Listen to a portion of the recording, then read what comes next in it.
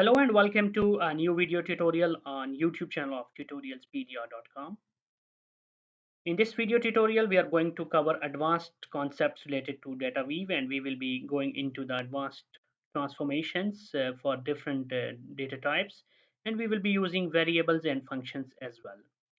I have already created several DataWeave related videos, and tutorials can be found in this playlist, but most of those tutorials covered the basic and introductory level concepts. But now we will be going a little further into the advanced topics, although we are not going to cover very advanced topics, but still we will have various advanced concepts that are going to be covered in this video tutorial. Here is a bit of more detail about what we are going to demonstrate and what we are going to cover in this video tutorial. For the JSON and XML transformations, we are going to see that how we can use DataWeave variables. We will see both how we can create global variables and as well as local variables and how we can use them. We will also create custom functions, and we will see that how we can use our custom defined functions for various transformations. And we will also see that how we can import module functions and use them in our DataWeave transformations. And last but not least, we will apply different type of functions and different type of operators for the DataWeave transformations. And we will see that how we can sort our result objects based on certain record elements. And also we will see that how we can filter our data to only show some specific data which meets our filter requirements. And we will also see that how we can group our data. We will also see that how we can remove the duplicates from the data. If we talk about data weave transformations, when we are implementing our solutions or when we are creating our project in Anypoint Studio, then we use transform message activity, transform message component, and there we can perform all of these transformations. And this transform message component provides us preview options. So whatever changes we do, we can preview in real time. But for this tutorial, instead of opening a project, creating a project in Anypoint Studio and doing all these transformations in transform message component, I am going to use a playground that is provided by MuleSoft. So it's available online. So we will go into the website. I'll put the link of that playground in the description as well. And it provides us a very easier and convenient manner by which we can create our DataWeave DWL scripts, and we can perform various type of actions and transform the messages. So without further ado, let's now jump into the demonstration.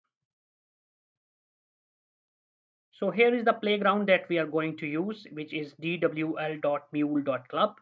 And if you see here in my screen, you can see that it has various panels. We have input explorer where we can specify what kind of input we want to give for our script.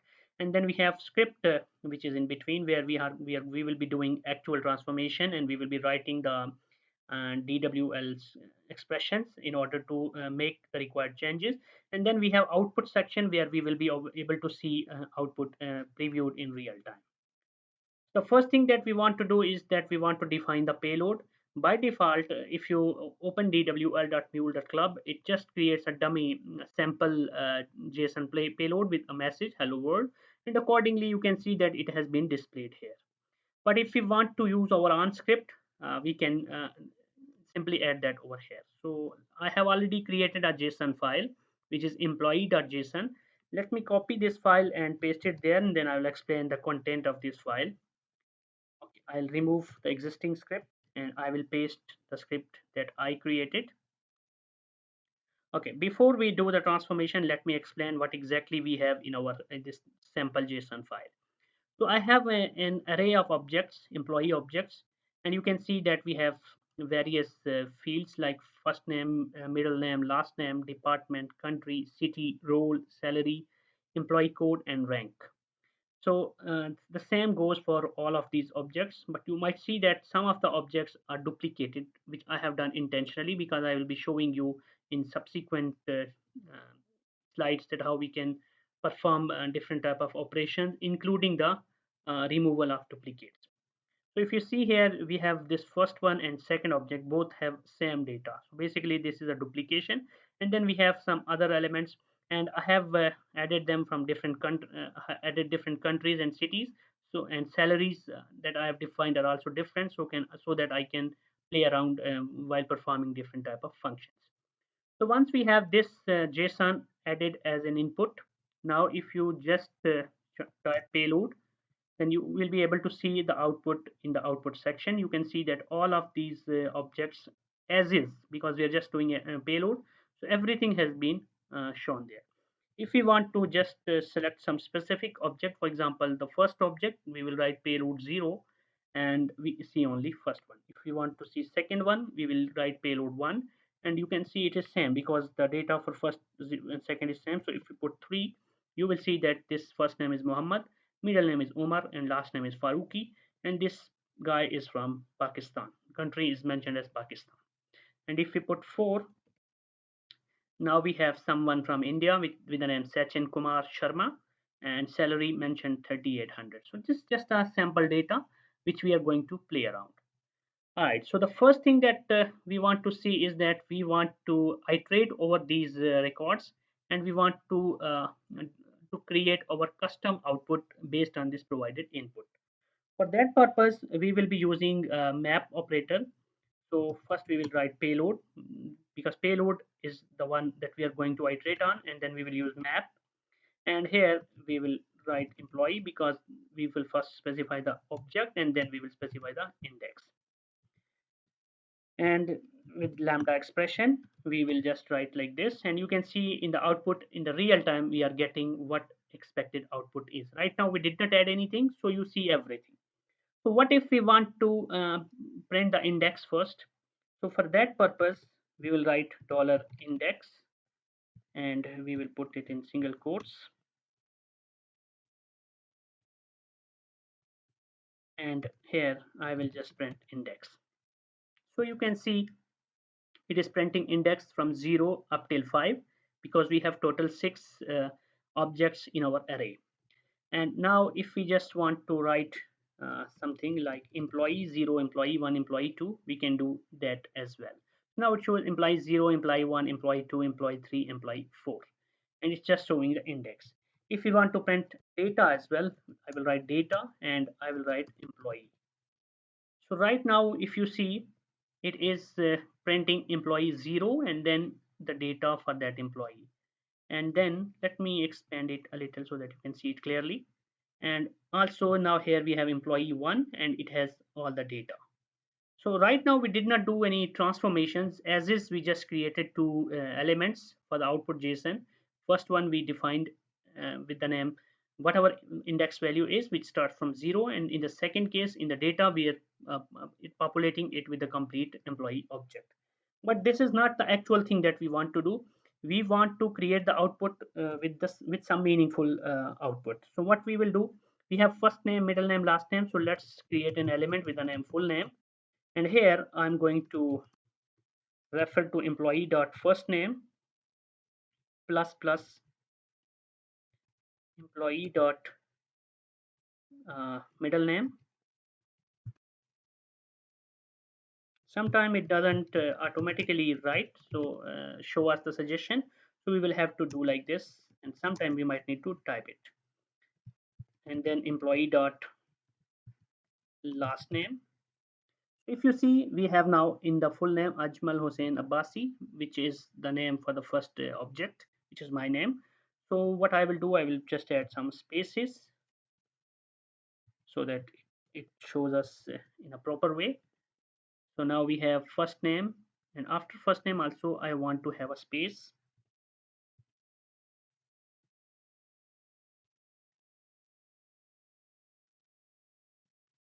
So yeah, now we have first name, middle name, and last name. So we have concatenated all the three names. The second thing that I want is location. In our input we have city and country, so I want to concatenate both. So I will write employee dot city, and I want to concatenate comma, and after that I want to concatenate country name, employee dot country. Okay, so you can see now in the output that we have only two elements in each object, full name and location. So these are the two attributes of each object, and first name, uh, middle name and last name has been concatenated to create the full name, and city and country has been concatenated to create location. So far it's very basic that we have done. So we will be incrementally going into the advanced things step by step. So the next thing that I want to do is just want to print some other information as well. For example, let's add role. And for this, I'm not going to make any changes. I will just make employee.role. And then I want to print salary. And again, I'm going to just write employee.salary. All right. So right now we have these four elements in each object. So what I'm going to do now is that I'm going to make it a little advanced. For that purpose, the first thing that I want to do is I want to avoid the duplicates.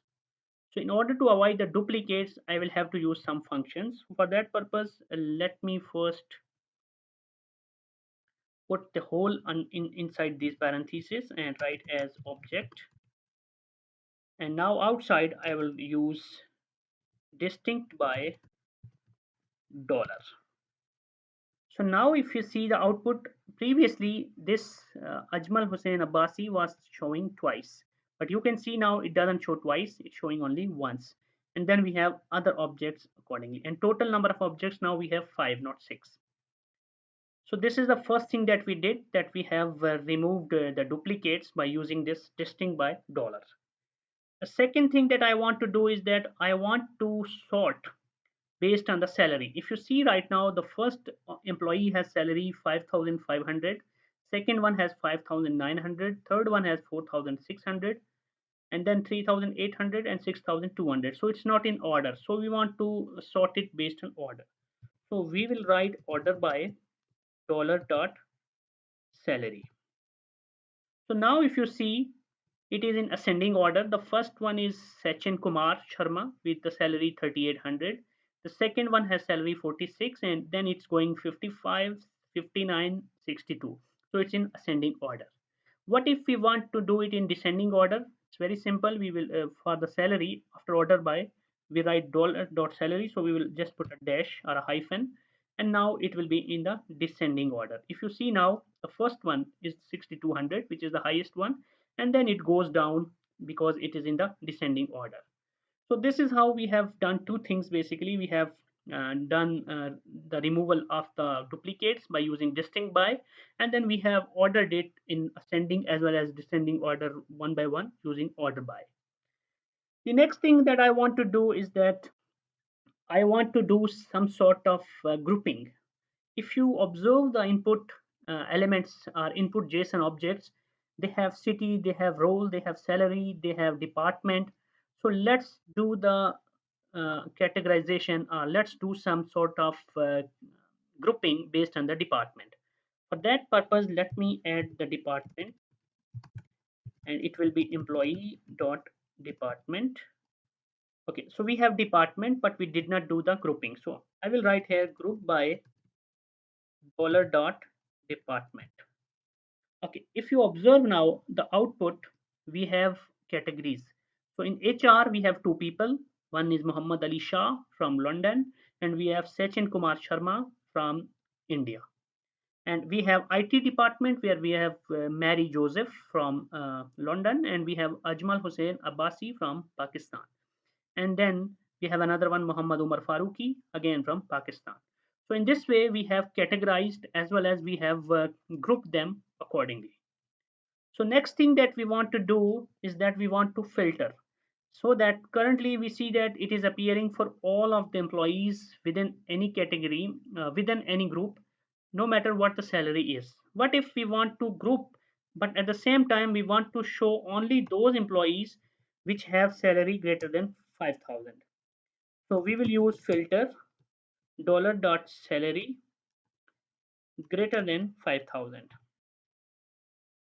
Okay, now if you observe, it is still inside the groups, but within the group, it is showing only those employees whose salary is greater than 5,000. So now we see only 3 records in the output.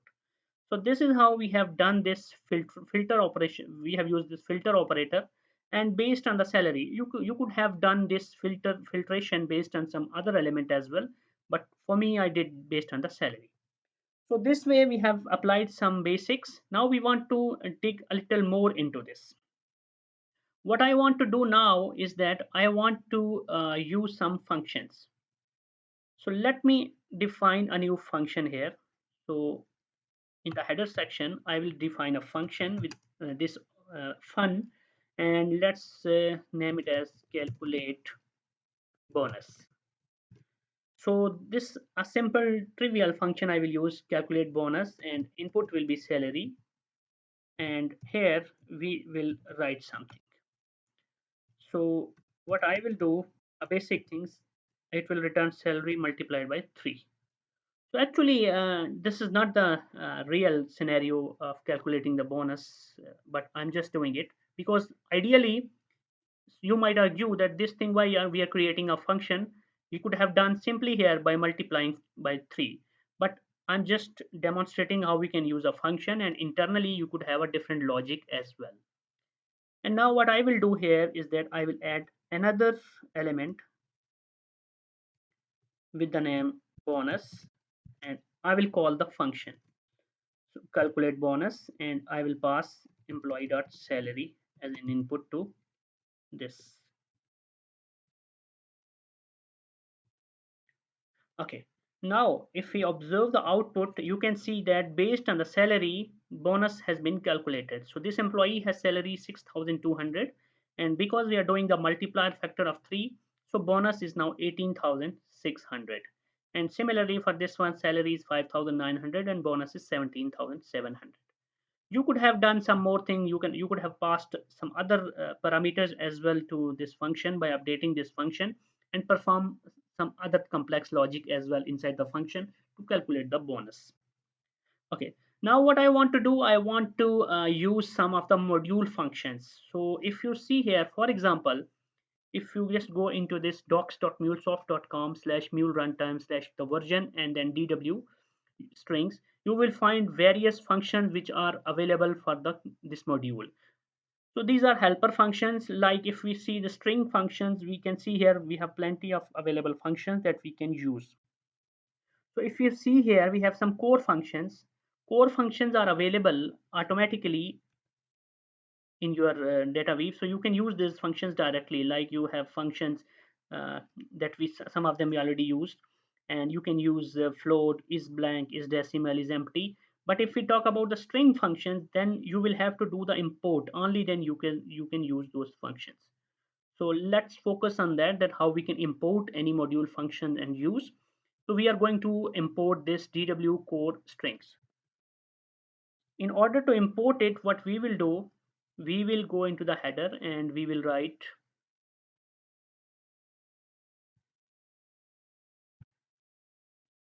import static from, I'll just paste it. So I'm importing everything from DW core strings.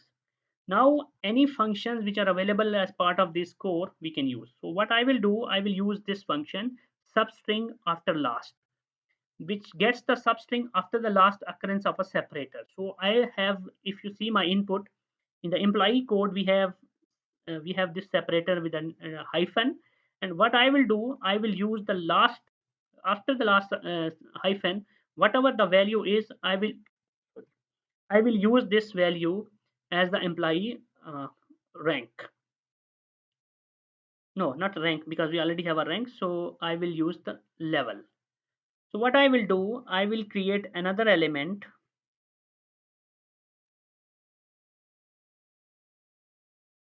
with the name level, and this level will be based on the function that I will use.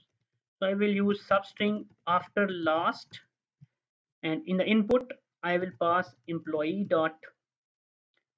code, and the separator that I will pass is this hyphen.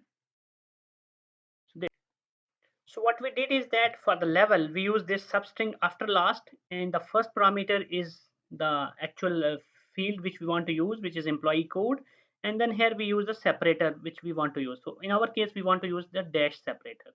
So now if you see the output, the level shown here is 7 for this employee Muhammad Ali Shah, and if you see for Mary Joseph, level is 8. So based on this, what we did is that we used some of the functions from the core string module. If we want to use any of the other functions, we could have used those as well. Like it has quite a rich set of useful functions, which are the helper functions, which you can always utilize. You have capitalize function, you have dasherize, and several other functions that you can play around. All right. So right now, if you see what we did, basically we created a function, but inside the function, when we were calculating the we were calculating the bonus, we were we were simply returning with a multiplier factor of 3 whatever salary we are passing. What if we want to define some local variables inside this function? We can do that as well. So now what we are going to do, we are going to create some local variables inside this function, and then we will be utilizing those local variable, and we will see that how we can play around with that.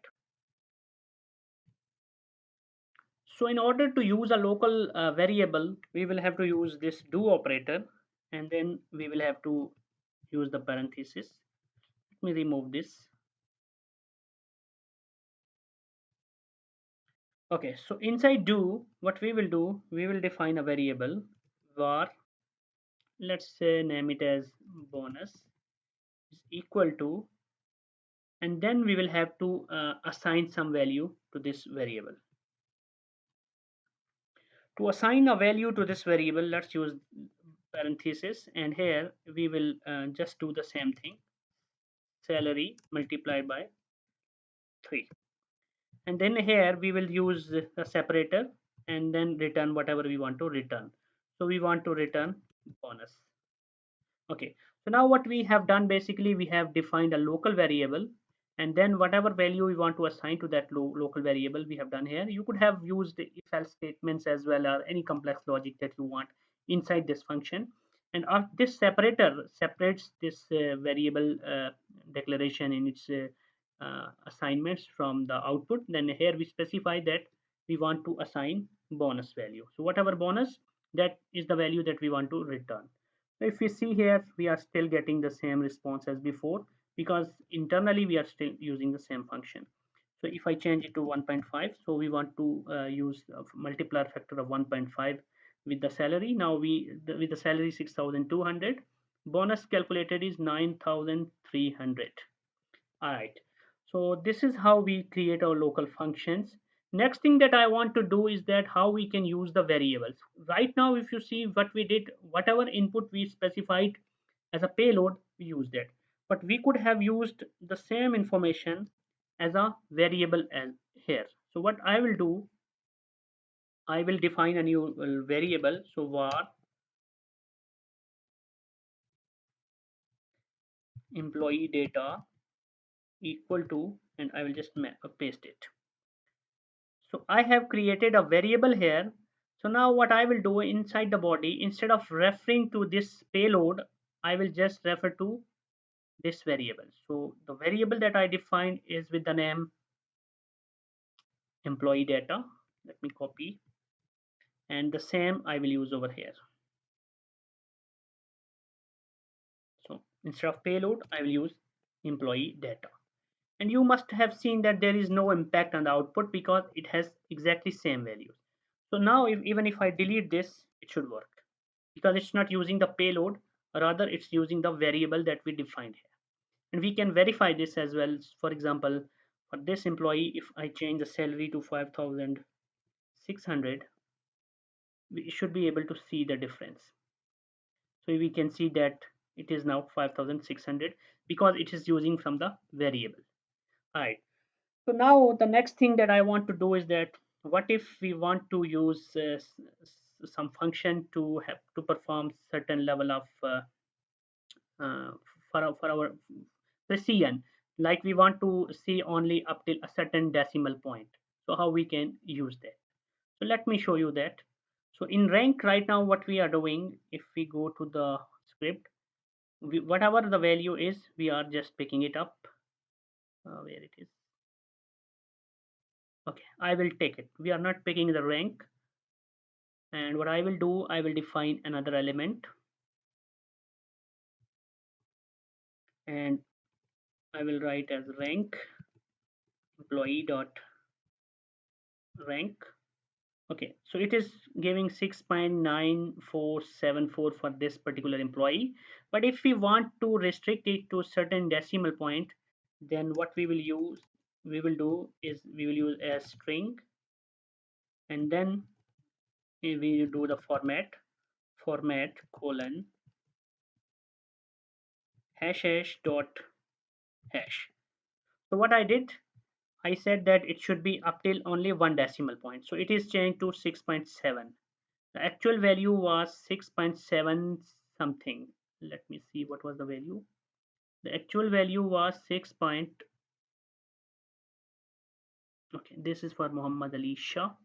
So let's go to the employee Muhammad Ali Shah. Yeah, the actual value was 6.69474. But as we defined that it should be going to one decimal point, so it has done the necessary rounding and changed the value to 6.7. So in this way, you can use this type of yeah, formatting as well and define to what decimal point you want. So this way we can play around. Now next thing that I want to do is that I want to convert it into XML. So by default, if you just make it XML, it will not work. The reason is that you did not define the syntax for XML is slightly different, and if you do it, it will say trying to output second root because we have to define it with the roots. So for that purpose, what we will do, we will have to make some changes. First, I want to define a root element. Let me define employees, and I will do like this.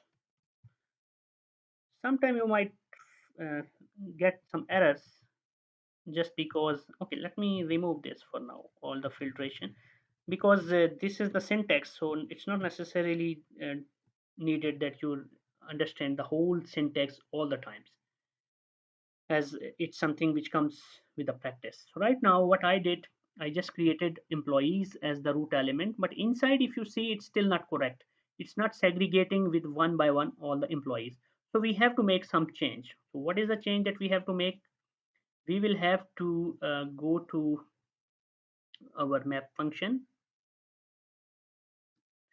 and here we will have to define the element which should be under the employees. So I will define as employee, and then I put colon.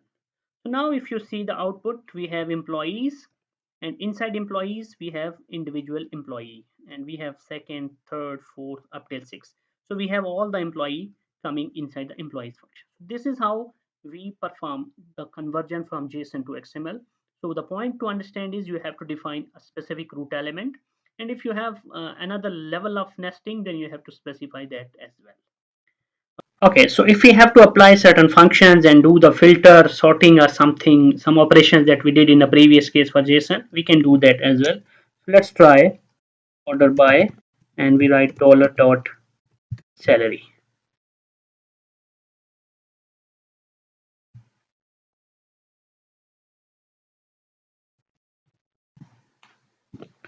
So once we did order by dollar dot salary, you can see that now we have all of the records in XML format with the ordering based on the salary.